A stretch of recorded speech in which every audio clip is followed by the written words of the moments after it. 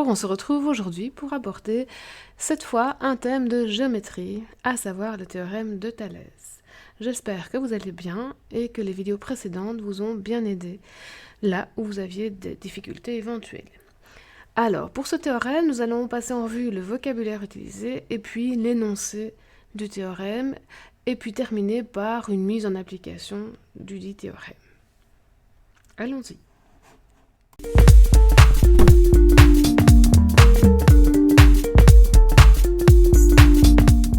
Alors, je vais d'abord rapidement parler de l'énoncé en m'arrêtant sur le vocabulaire utilisé.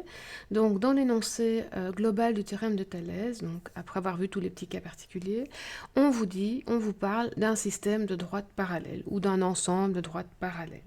Donc, vous voyez sur les deux dessins que j'ai représentés des droites parallèles qui sont ici représentées en noir. D'accord ? Donc, ce sont les droites parallèles. De même, de l'autre côté, j'ai aussi dessiné deux droites parallèles.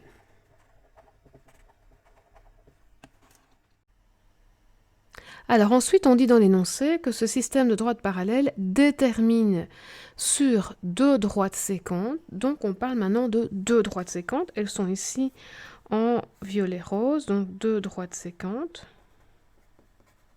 Séquentes, ça veut dire qu'elles ne sont pas parallèles et qu'elles ont une intersection. Donc on devine que si on prolonge, on a une intersection. Et dans ce dessin-ci, on a carrément fait apparaître l'intersection. Donc là, on a les deux droites séquentes.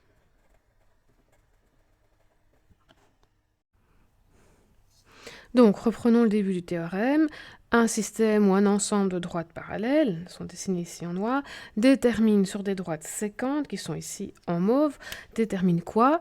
Des segments. Alors on va regarder sur le dessin, effectivement, on a ici un segment AB, un segment BC, en face un segment DE, un segment EF. Donc effectivement, on a des segments. Alors les segments, ça se note avec des crochets. Donc on a le segment AB, le segment BC, ensuite on a DE et on a EF. Alors on a aussi, si on regarde en plus grand, on a aussi AC. Et de l'autre côté, on a aussi DF.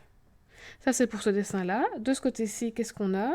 On a le segment AB, qui est facile à voir. Mais ce qu'on a, si on regarde le point d'intersection, c'est qu'on a aussi un segment OA et un segment OB. Et de l'autre côté, on a d'abord CD, qui est très visible. Et puis, on a le segment qui part du point d'intersection des séquentes vers les deux autres points. Donc on a OC et OD. Donc effectivement, tous ces segments apparaissent du fait d'avoir ce système de droites parallèles qui rencontre les deux droites séquentes. Il y a des points d'intersection qui apparaissent, ce qui génère des segments. Ces segments, quand ils sont face à face, on va les appeler des segments homologues. Voilà, donc qui est l'homologue de AB? Le segment qui est en face, compris entre les deux mêmes parallèles, et sur l'autre droite séquente, ici c'est DE. Qui est l'homologue de OA, ici? Eh bien, il y a une parallèle sous-entendue au niveau du point d'intersection, donc on a en face le segment OC. Voilà, on continue la phrase, donc un système ou un ensemble de droites parallèles détermine sur deux droites séquentes des segments homologues, et puis on termine le théorème, de longueur proportionnelle. Et donc voilà l'énoncé du théorème.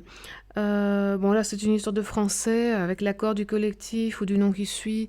Ça, les deux sont possibles, donc vous verrez en fonction de vos enseignants ou peut-être qu'ils formulent encore la phrase autrement.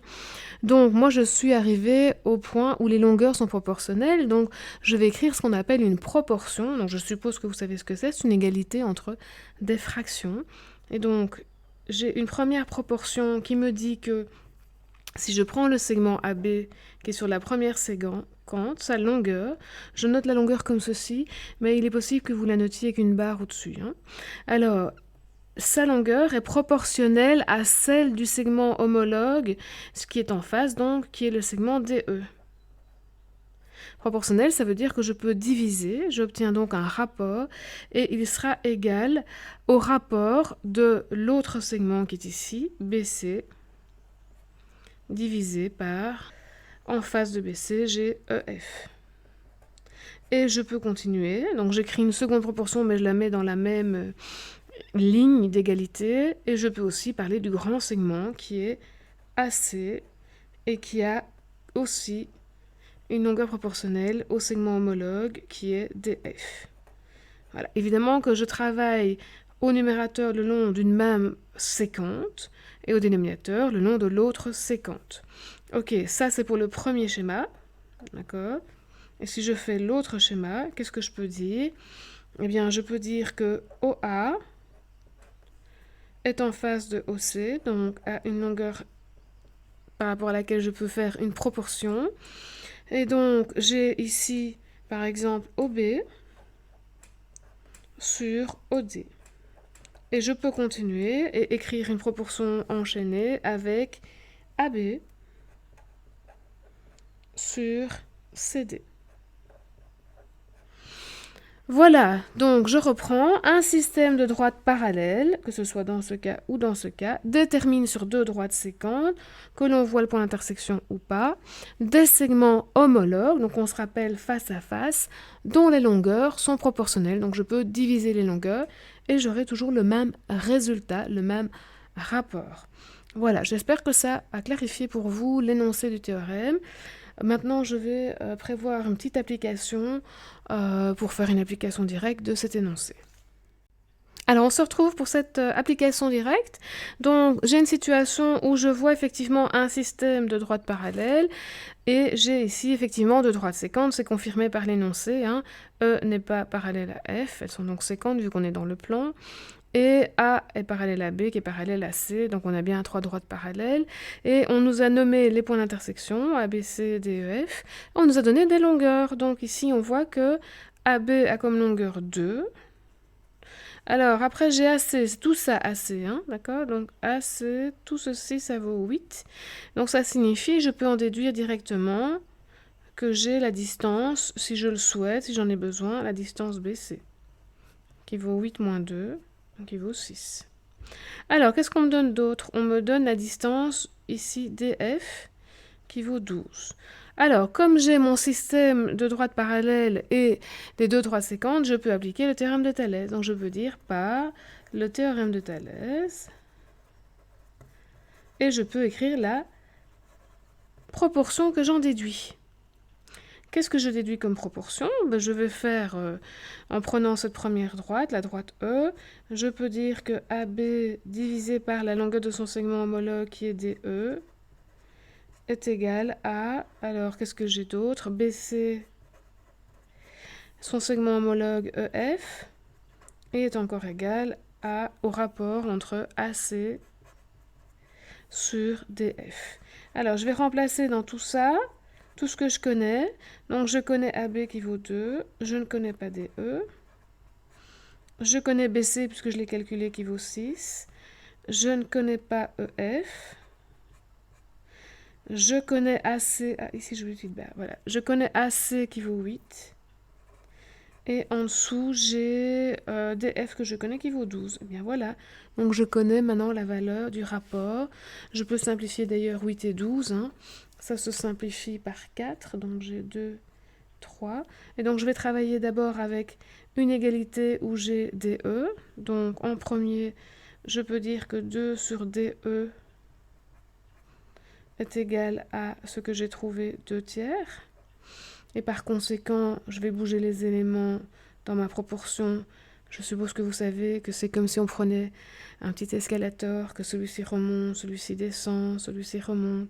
D'accord? Donc je vais avoir 2 fois 3 sur 2 est égal à DE. Bon, ça me donne l'idée de faire une vidéo sur les proportions au cas où ce ne serait pas clair.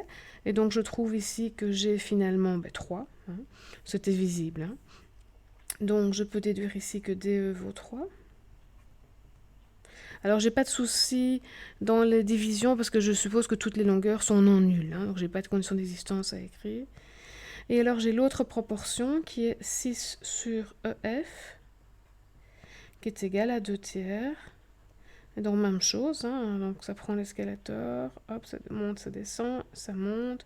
Et donc j'ai ici 6 fois 3 sur 2 qui est égal à EF, et par conséquent, je trouve que EF vaut 9. Et donc, j'ai bien calculé toutes les longueurs de ce schéma. Voilà. Ok, bah j'espère que cette façon d'avoir décortiqué l'énoncé du théorème vous a permis de bien comprendre tous les mots de l'énoncé, quelles sont leurs significations exactes et qu'est-ce qu'ils représentent sur chaque schéma, que c'est plus clair pour vous en fonction des schémas, que vous arrivez à bien reconnaître maintenant les segments homologues et que vous arrivez bien aussi à écrire les proportions correctement en respectant toujours au même endroit une des droites séquentes. Voilà, et j'espère que la mise en application directe vous montre comment appliquer ce théorème. Bon courage à vous dans les futurs exercices sur ce sujet. On se retrouve très bientôt pour d'autres vidéos sur ce sujet. On va entamer tout doucement des sujets de géométrie également. Je propose prochainement de faire d'autres exercices peut-être un petit peu plus poussés. Et aussi de parler de la réciproque du théorème de Thalès, parce qu'en fait, j'aurais pu ajouter à la fin de cette phrase « et réciproquement », parce que la réciproque de ce théorème est également vraie. Voilà, j'espère que tout ça vous a plu et vous aidera beaucoup. On se retrouve pour de prochaines vidéos. N'hésitez pas évidemment à liker, pensez à vous abonner à la chaîne et à cliquer sur la petite cloche pour être vraiment au courant de toutes les sorties de vidéos. Et mettez des commentaires, ça me fait toujours plaisir d'en voir. Et dans ces commentaires, vous pouvez également poser vos questions ou suggérer des sujets que vous aimeriez voir développer sur cette chaîne. À tout bientôt!